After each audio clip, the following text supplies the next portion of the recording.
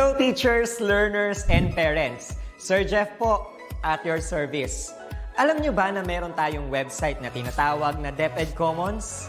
Ang DepEd Commons ay binuo upang gawing accessible ang pagtuturo at pag-aaral dito sa ating bansa gamit lamang ang inyong mga smart devices gaya ng cellphones, tablets, at computers. Dito ay maaari nating ma-access ang iba't ibang learning materials mula sa Department of Education.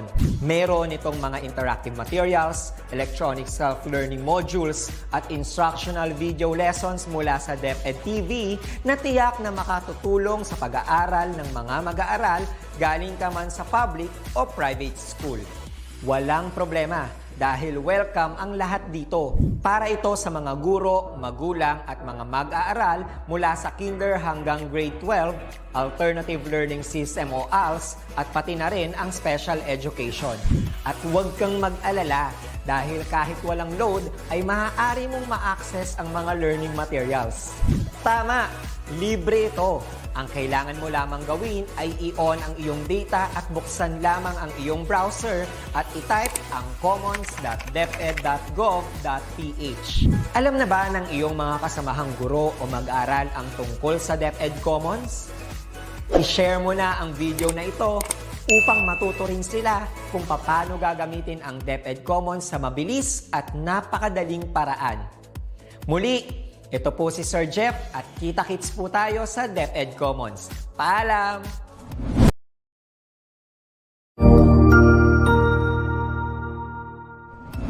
Magandang araw! Sir Wilbur po, at your service. Narito ang ETUlay upang gabayan ka sa inyong pag-aaral upang lubos na maunawaan ang iba't ibang paksa o subject. Ang ETUlay ay isang free online tutorial class na pinangungunahan ng ICT's Educational Technology Unit sa pamumuno ni Undersecretary Elaine Del B. Pascua. Ang programang ito ay hindi lamang para sa mga bata, kundi ito rin ay magsisilbing gabay sa mga magulang at mga guro kung paano nila ituturo o gagabayan sa bawat asignatura ang kanilang mga anak o mga estudyante. Sa kasalukuyan, ang self-learning module mula sa rehiyon ng Calabarzon at kilala sa tawag na Pivot ang ginagamit sa ating ETUlay online class. Kaya ano pang hinihintay ninyo? Ihanda na ang inyong mga ballpen o lapis, papel o kwaderno at samahan kaming itulay ang pagkatuto para sa bawat batang Pilipino. Sama-sama tayong magtutulungan para malampasan ang mga hamon sa panahong ito. Halina't matuto kasama ang inyong online tutor sa oras na ito.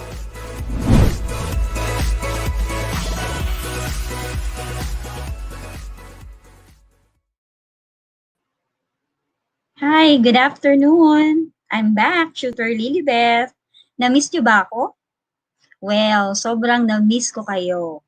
Okay? So, bago ang lahat, let me greet our active online learners for this afternoon. Nangunguna sa pagbate, si Phoebe Cates Galoso. Good afternoon sa iyo. Phoebe, Shira Pamintuan, magandang hapon din sa iyo. You are grade 5 from Macapagal San Antonio Elementary School. And your advisor is Ma'am Cathy David De Vera. Magandang hapon po, Ma'am. At magandang hapon din kay Bernadette Sera Ducut at kay Carlo Mariano watching from Palar Integrated School or PIS or PIS. Also to Kevin Neil Andres Pastor watching from Francisco P. Felix Elementary School, Unit 1, Cainta, Rizal, from grade 5, Moriones. Magandang hapon sa iyo, Kevin. And si Princess Julia May Hementiza rin, nanonood sa atin, live na live. And of course, good afternoon, Alexia K. Patrica. Okay, good afternoon sa iyo. And kay Gracial Joyce. Yes, so, si Jen Cabañas Morada din ay bumabati sa atin for this afternoon. Nasaan pa yung iba? So, pwede pang humabol.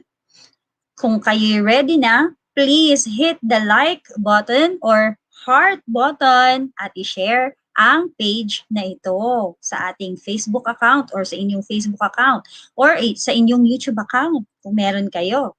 So, welcome to our ETUlay online tutorial for the subject English 5. We are now on the fourth quarter, week 6, and our topic for today is composing a 3-paragraph descriptive essay on self-selected topic. So, yan ang topic natin for this afternoon. So, bumabati muli po ako ngayong hapon sa inyong lahat. I am very, very back, Tutor Lilibet, ang inyong gurong tulay para sa bata. Live na live po tayo ngayon every Tuesday, 3:40 to 4:20 p.m. sa ating Facebook pages, DepEd Edtech Unit, DepEd Philippines, at DepEd Tayo. Mapapanood din po tayo sa ating YouTube accounts like DepEd Edtech Unit at DepEd TV. Now, again, our topic for this afternoon is composing a 3-paragraph descriptive essay on self-selected topic. Now, let's go back first to our previous lesson. Okay, ang previous lesson natin, last week, of course, problem, solution, paragraph. Okay, writing a paragraph showing problem solution based on the graphic organizers. Okay, so let me just go back to our tips on how to compose a paragraph showing a problem and solution relationship. Number 1, think of a problem and possible solution. Number 2, organize your ideas in a graphic organizer. I am very sure that you have learned how to make a graphic organizer based on the ideas that you have in mind. Okay, so number 3, the last step is, of course, you have to write sentences about the idea in your organizer and then make these ideas into a paragraph. Make sure you follow the margin and indentation or indentation rules. Very important yan. Okay, so let us just have a short exercise for this topic. Okay, I will read to you the text and you will arrange important ideas using a graphic organizer. Okay, so last week na-present din to sa inyo. Okay, so review lang po tayo. Let me just read the paragraph entitled Old School, New School. Okay, I never thought I would be homesick for my old school, but during my first week at my new school, I kept thinking how happy I had been there and how uneasy I was here. The trouble was, I didn't know anybody yet. And my new school, I felt at first that the teachers did not have time for me. Everybody seemed busy. Then I remembered the time when I first started going to my old school. I had felt the same way, a little lost and lonely. But after a while, I made friends. The strangeness wore off. Remembering that made me feel there was hope for my new school after all. So, nakaka-relate dito yung mga transferees, di ba? Sometimes it's very inevitable that we have to transfer to a new school kasi due to many reasons, okay? So, that could be your problem at first, but we have solutions for that. Okay? Let's try this. So, ready na yung ating graphic organizer. There is one problem and there are 3 solutions. Okay? So, what could be the problem here in the paragraph entitled Old School, New School? So, while waiting for your answer, let's identify first the problem, ha? Let me just clear it. Okay? You comment down the problem presented in the text I read a while ago. Old school, new school. Okay? So while waiting, let me just greet the ever-loyal, very active Krishaline T. Laksina from Baruya Elementary School. Hi, Krishaline! Okay, na-miss kita. Na-miss mo ba ako? You are from Baruya Elementary School, grade 5 Mulabe. Okay, from Lubao West District, SDO, Pampanga. Okay. Good afternoon din kay Ella Rafael. And then, pwede ba magbasa ng blackboard po kahit mas konti lang, mag-story po? Okay, next time gawin natin yan. Okay, papa-assist tayo sa ating mga directors. Yes, pwedeng-pwede yan. Walang imposible, Ella. Okay? I-friend mo ako sa Facebook. Hanapin mo si Tutor Lilibet. Mamaya, papakita ko sa inyo ang aking Facebook page para mas maging prepared tayo next time for that session. Okay, why not? Good afternoon din sa'yo, Giancarlo Colanta. And then, sino pa ang nandito? Si Annalisa Lapuz from Baruya din. Wow, very active talaga ang mga taga Baruya Elementary School, mga taga Pampanga. Good afternoon din sa'yo, Nancy Dayaw Cruz. Okay? You are from Santo Rosario Elementary School, SDO Santa Rosa, North Annex, SDO Nueva Ecija. Very active ang mga taga Nueva Ecija and Pampanga. So, asa na po ang inyong answer? Ano ba yung problem? Sige, balikan natin. Nasaan si problem?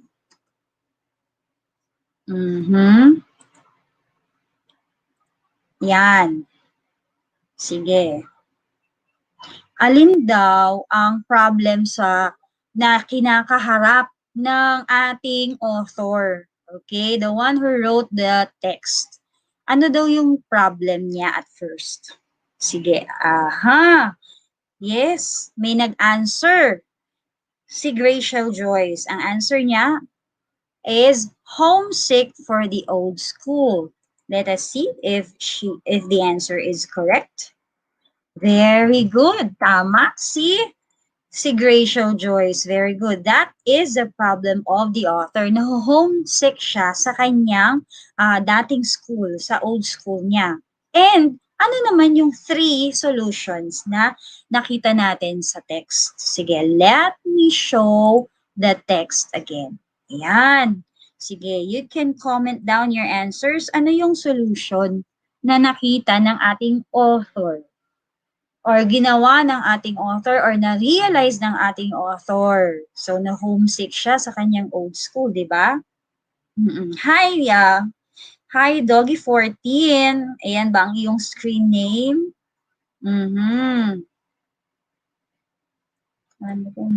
Okay, so, yes, tama si Annalisa Lapu sa kanyang answer kanina. Homesick for the old school.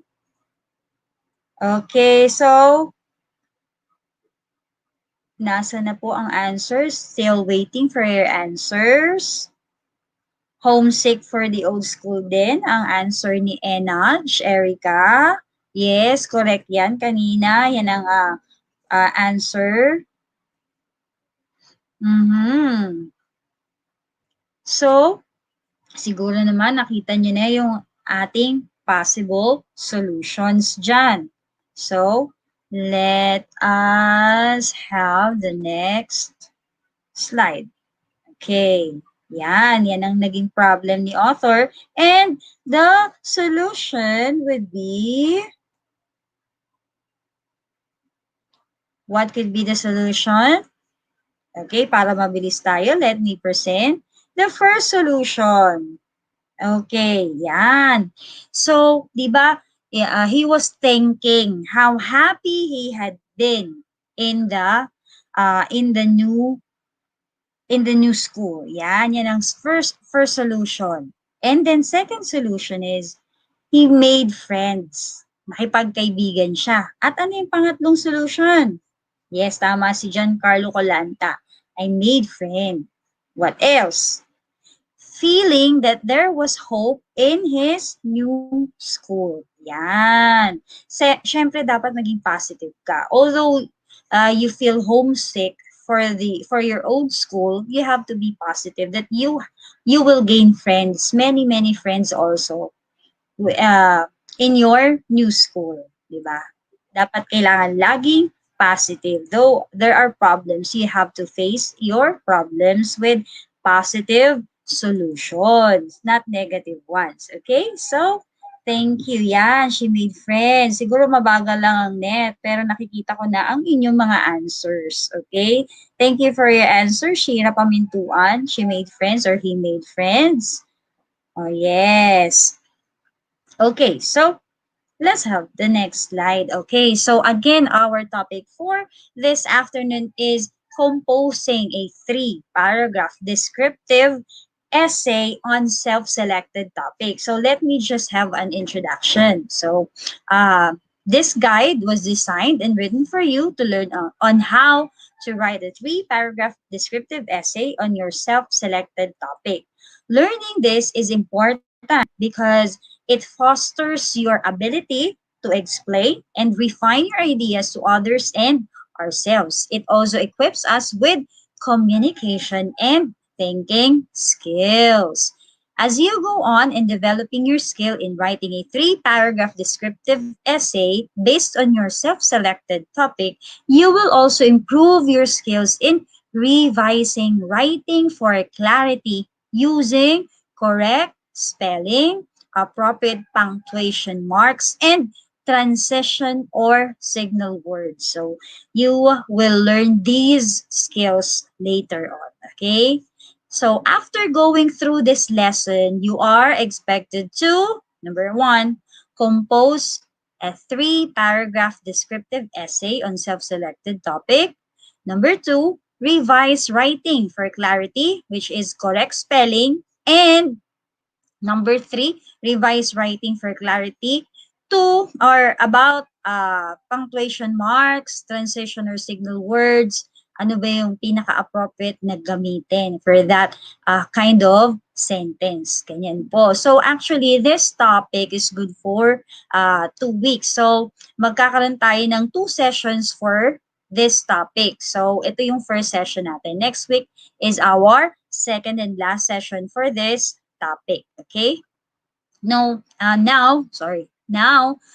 we have to talk about or we have to review about paragraph. So again, a paragraph is a distinct section of writing covering one topic. It is also a distinct section of a piece of writing, usually dealing with a single theme and indicated by a new line, indentation, or numbering. So, ito yung another additional information about paragraph. We know that there are 3 parts of a paragraph, di ba? Yung introduction, yes, yung introduction and the body and the conclusion. Okay? So, we are focusing on descriptive essays. Okay? What is a descriptive essay? It is a genre of essays that ask the student to describe something. Okay? Naglalarawan. Nagdi-describe ka ng pwedeng object, person, place, experience, emotion, situation, etc. Okay? This genre encourages the student's ability to create a written account of a particular experience. Okay? So, meron kasing mga bata na mahilig magkwento. Okay? So, yung iba, mas gusto nilang magkwento verbally or orally. Kaharap ang kalaro, kaharap ang kaibigan. Yung iba naman ay mahilig sila magkwento sa kanilang diary. Kinakausap nila yung diary. Okay?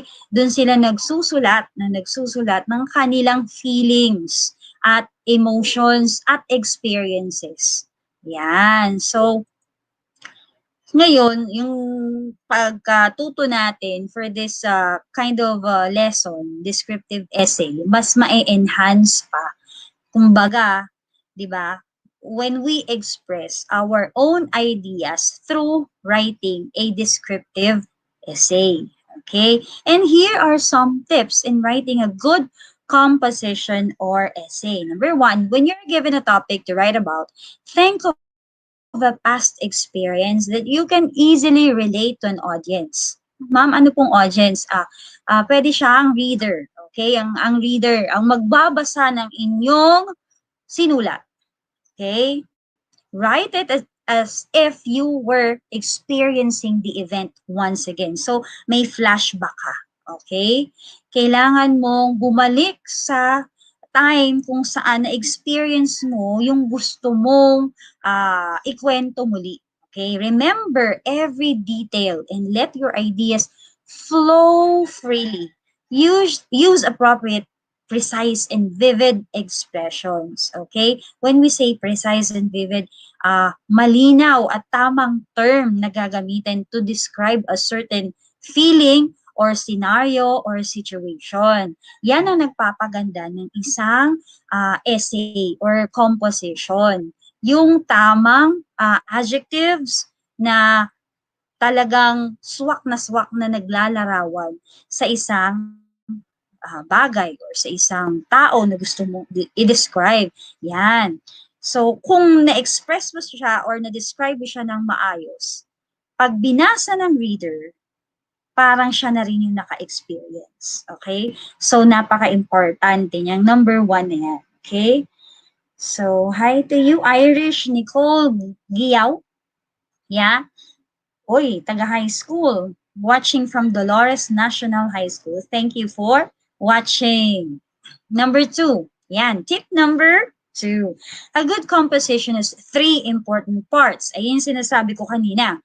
A good beginning, interesting specific sentences, and good conclusion. Okay? Siyempre, kailangan, unang sentence pa lang, na-hook na yung reader sa'yo. Okay? Paano sila mahuhook? Okay? Kailangan may overall idea ka na ba tungkol sa iyong topic, sa iyong composition. Makikita or ma-imagine nila agad kung ano ba talaga yung gusto mong i-share or ikwento. Right? Okay. And then, letter B, interesting and specific sentences that show the truth about the overall idea or picture. Yan naman yung sumusupport or sumusuporta sa unang mong paragraph, sa unang group of sentences. Okay? And then, the last one is the ending sentence or the good conclusion. Of course, you have to end your essay or composition with the good set of sentences. Okay? So, dapat mula sa simula hanggang sa ending part ay nandun pa rin yung interest ng reader sa iyong sinulat. Okay? Next, number 3, it is very important for you to know how you write your composition. Paano mo sinulat ang iyong essay? Okay, you are describing, descriptive essay ang iyong isusulat. Of course, you have to focus on one topic. Hindi yung magsisimula ka tungkol sa iyong family and then magkikwento ka about your friend or your pet. So, medyo malabo na yung maguguluhan sa inyo yung readers nyo, okay? You have to make your ideas connected. Coherence is the key to that, okay? Your ideas should be connected so that you focus on only one topic. Okay?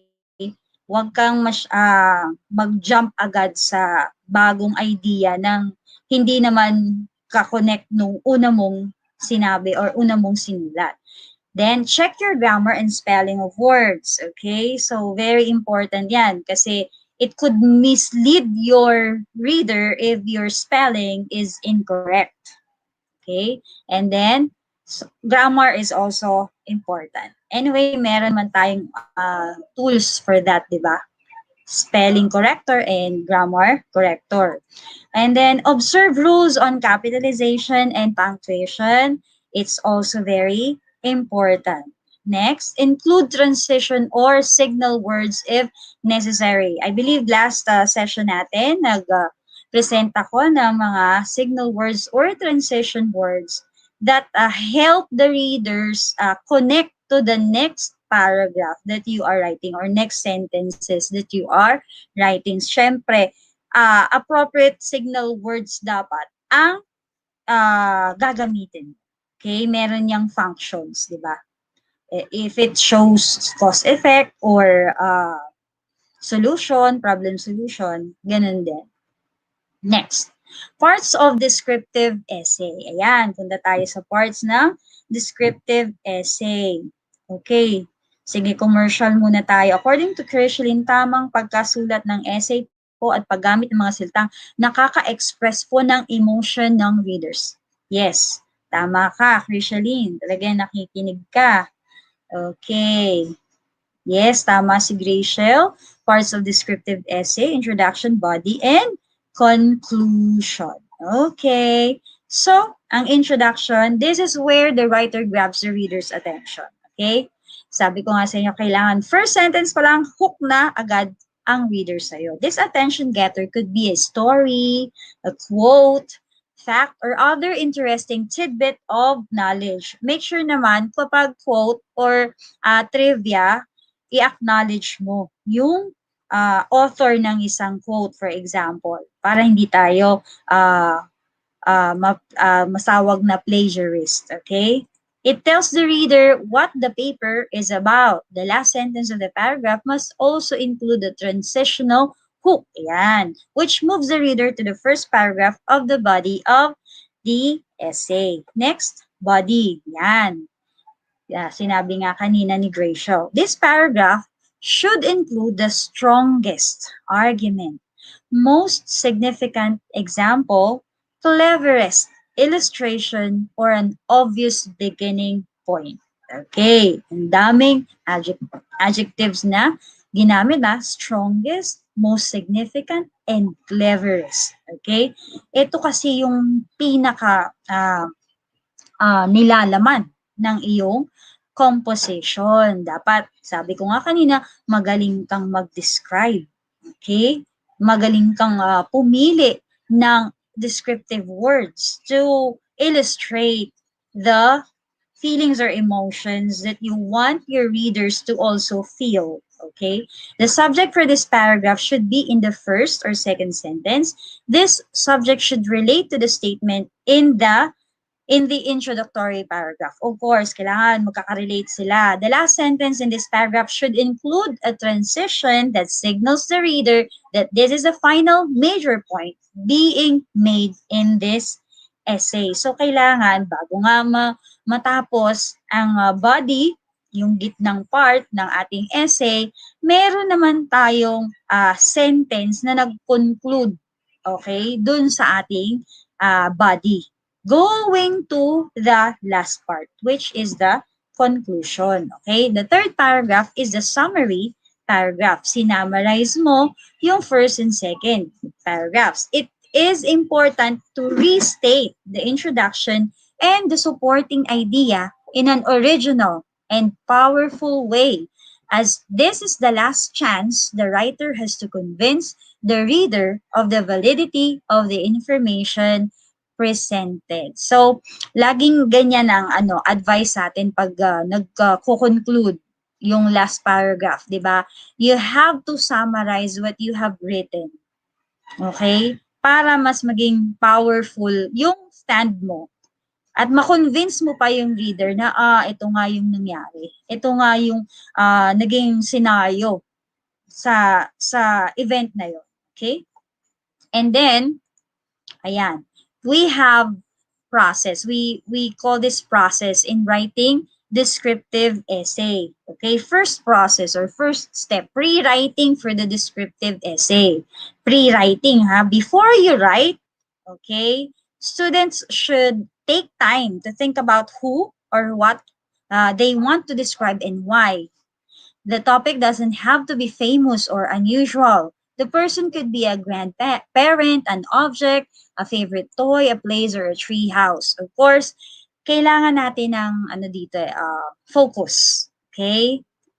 Ang mga students ko nung face-to-face pa, I give time for them to concentrate, focus, and think about the topic they want to discuss in their descriptive essay. Napaka-importante niyan kasi they have to have ideas and past experiences about a certain topic. Kasi kung hindi mo naman na-experience, hindi mo naman alam yon, how can you write an essay about it, di ba? Okay. Next, drafting a descriptive essay. When creating the initial draft of a descriptive essay, follow the outline, but remember, the goal is to give the reader a rich experience of the subject. Rich experience na, kumbaga, sila na yung naka-experience din through your writing. Okay? Parang sila na yung first-hand experience ng isang scenario, kumbaga. Okay?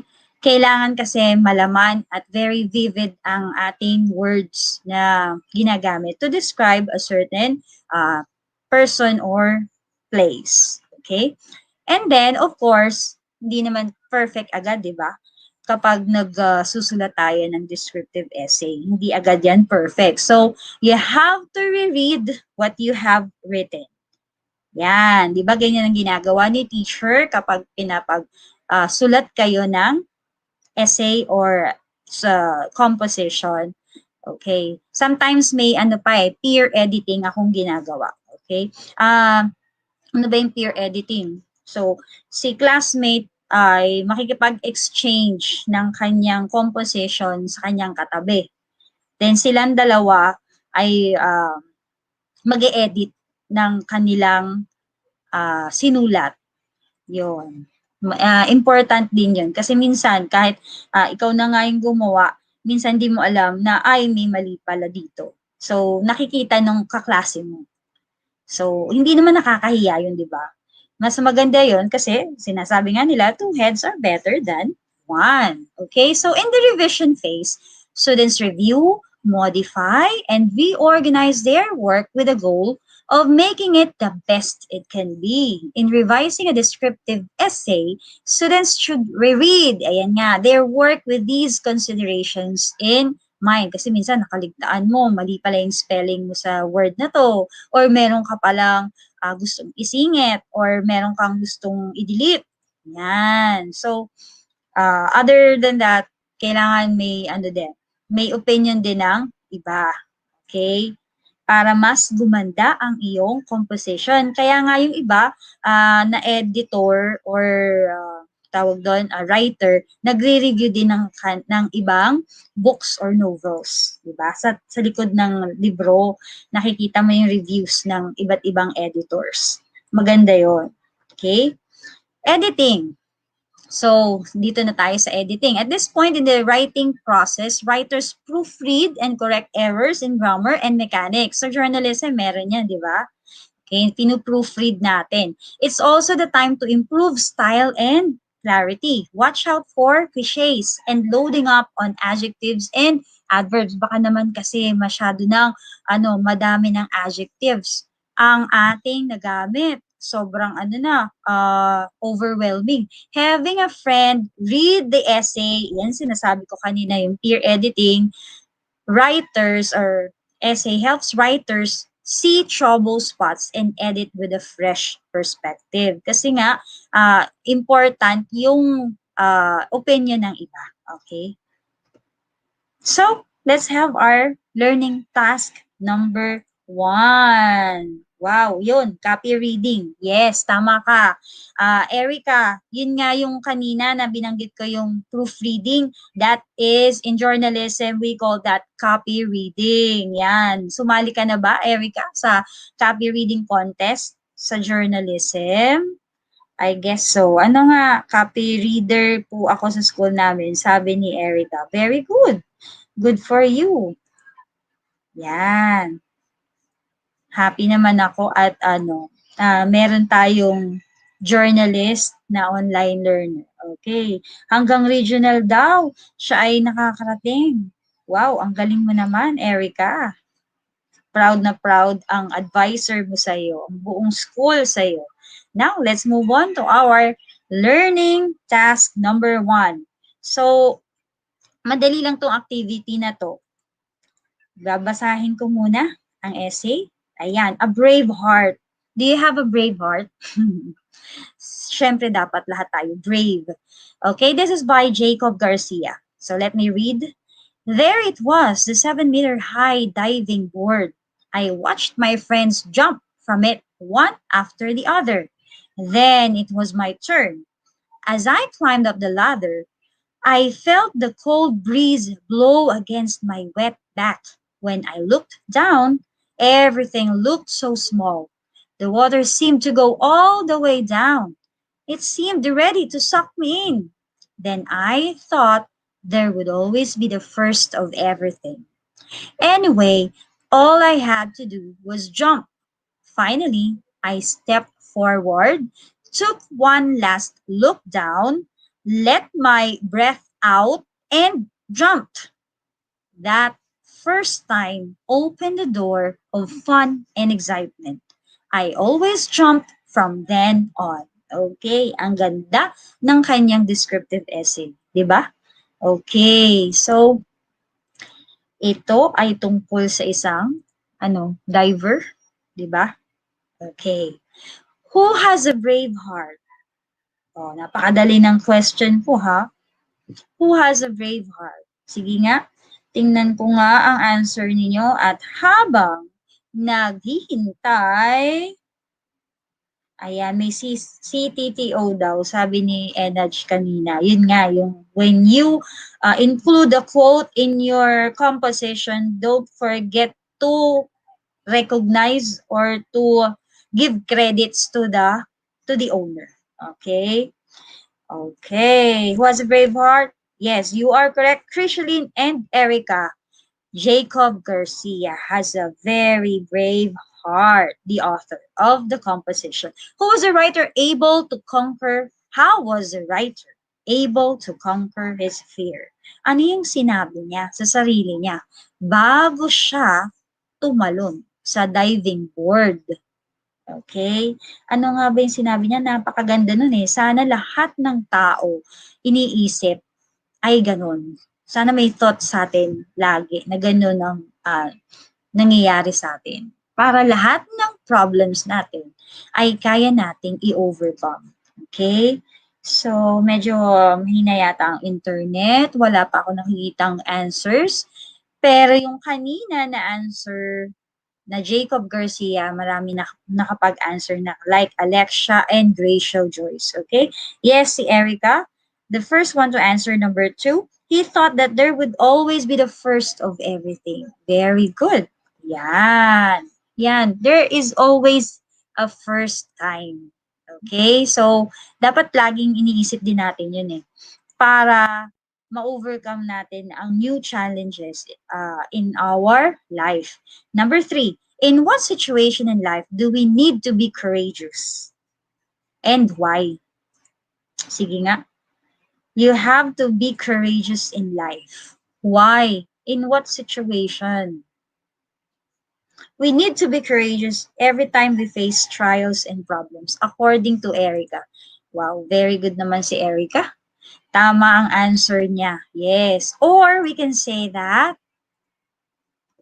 we need to be courageous in facing problems in life, especially during this time of pandemic. Tama. Kailangan laksan natin ang loob natin kahit maraming problema. Okay? Next. What kind of essay is a brave heart? Anong klaseng essay? Ito. Okay? Yes, Giancarlo Colanta. Good afternoon sa'yo. Yes, this is a descriptive essay. Tama. Next. What have you noticed with a 3-paragraph descriptive essay? Does the part of descriptive essay complete? Okay, let me just rephrase that. Is a part or are the parts of the descriptive essay complete? Kompleto ba na present yung descriptive essay kanina. Ano ba yung mga parts? Okay. Sige. Para mas madali, then medyo mabagal yung dating. It has a complete part of descriptive essay such as introduction, body, and conclusion. Kompleto naman. Okay, now we will rewrite a 3-paragraph descriptive essay and then by checking the punctuations and if there is a need to include any signal words, we will include them. Okay? So ito po ang babasahin kong paragraph. Okay? So listen very well. My favorite place in my mother's house is the dining room. Every year, my mother's house is chosen by all of our family members to host the holiday dinners and parties because of how elegant her dining room is. As you walk through the long, narrow hallway on your way to the dining room, you see the huge pictures of family members hung on both sides of the smooth, colorful wall. It seems like you're walking forever, then you reach the door of the infamous dining room. You're first greeted by the tall, wide, almond color and trimmed in gold door. The doorknob is always cold to touch, like you're touching a block of ice. When you walk into the door, the room is so cold. It feels like you're standing outside in a snowstorm in Alaska.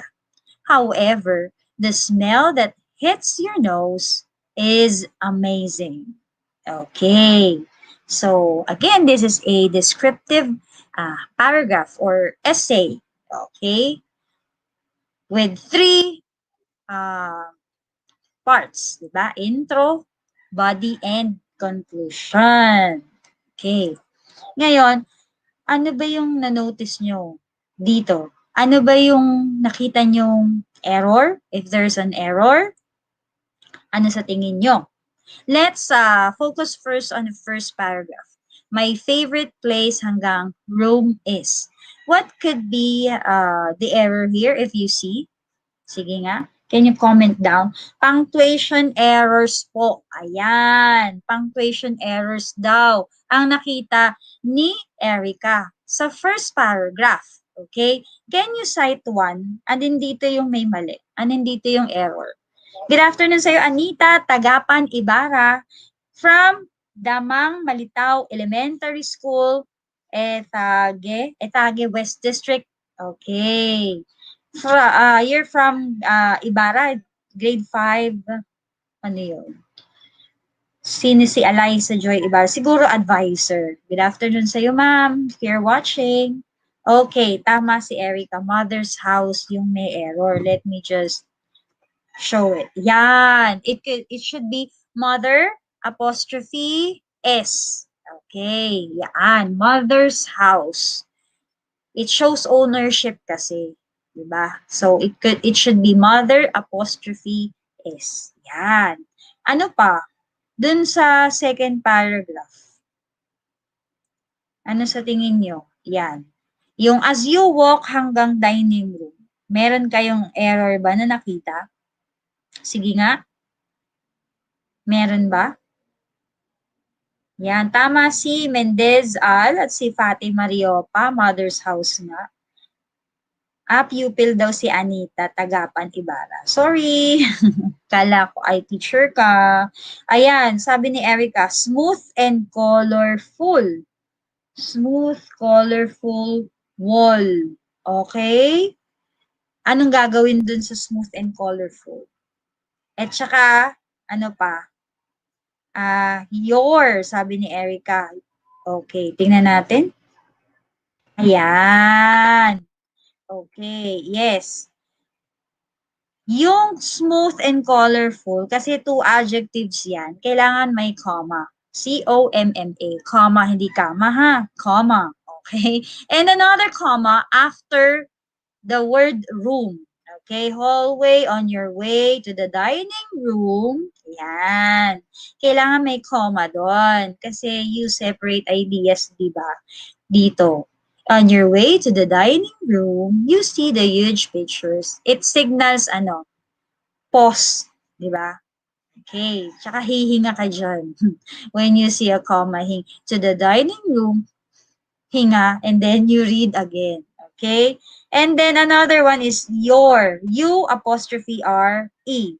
Okay. Contraction naman yan. Your means you are walking forever. Correct. Now, last paragraph. Ano pa yung nakita niyong error sa last paragraph? Sige nga. Okay, dining room. And then, dito na tayo sa third paragraph. So, let's proceed to the third paragraph. Ayan. Same naman. Always, ang error dito ay you are, your. Okay, U apostrophe R-E. Yan malimit, may confusion sa sa mga students. Ano bang kaibahan ng your, Y-O-U-R at Y-O-U apostrophe R-E? Okay? Ano ba yung your na walang apostrophe? When is your birthday? It doesn't show ownership. Okay? No. When is your birthday? Kailan ang birthday mo? Ayan. Kanyang birthday yon. It shows ownership pala. Okay? And then, yung sinasabi nating may apostrophe, it is a combination of you are. Okay? Subject you at are na linking verb. Okay? Pinag-contract lang. Dapat po ay your with apostrophe. Tama. Okay, yung however, dapat may comma din. Yan, hindi ko nalagay. Yes, however, dapat may comma. Tama, galing. Copy reader nga, Okay, now, learning task number 3, check the spelling. Yan. So, let me just read it.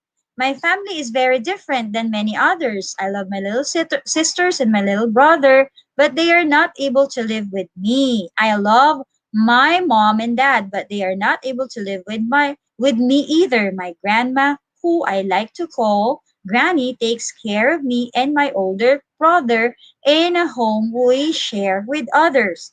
Family is not always about living under the same roof.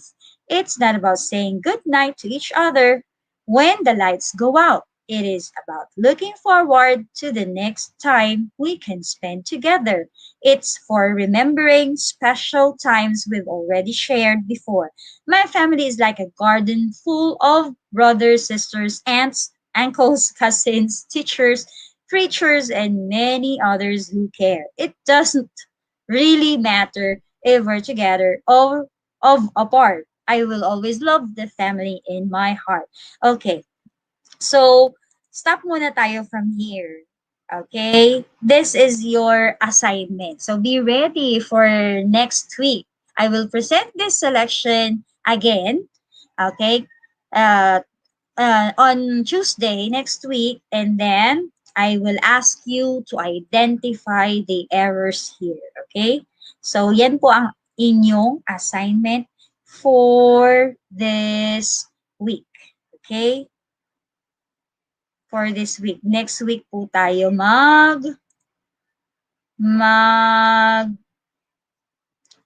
kikita ulit. Okay? So, ako po again si Tutor Lilibet. You can watch me every Tuesday, 3:40 to 4:20. Same platform po. And this is my Facebook page. Paki-screenshot na lang. Okay? And then, kamustahan po tayo dyan? Malapit na tayong graduate sa ating sessions. Okay? Thank you so much for watching and see you all again next week. Bye-bye! Thank you.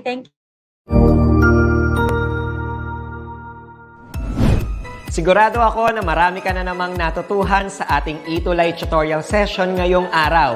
Tandaan, ito ay hindi lamang para sa ating mga mag-aaral, kundi pati rin sa ating mga minamahal na guro at mga magulang na kaagapay natin para maituloy ang pagkatuto sa kabila ng nararanasang pandemya. Patuloy ding sumubaybay sa DepEd TV para sa mga araling ginawang video episodes. Mapapanood ito mula Lunes hanggang Sabado, alas 7 ng umaga hanggang alas 7 ng gabi sa inyong mga telebisyon. Abangan bukas mula 1:00 ng tanghali ang iba pang aralin sa ating ETUlay free online tutorial session sa Filipino.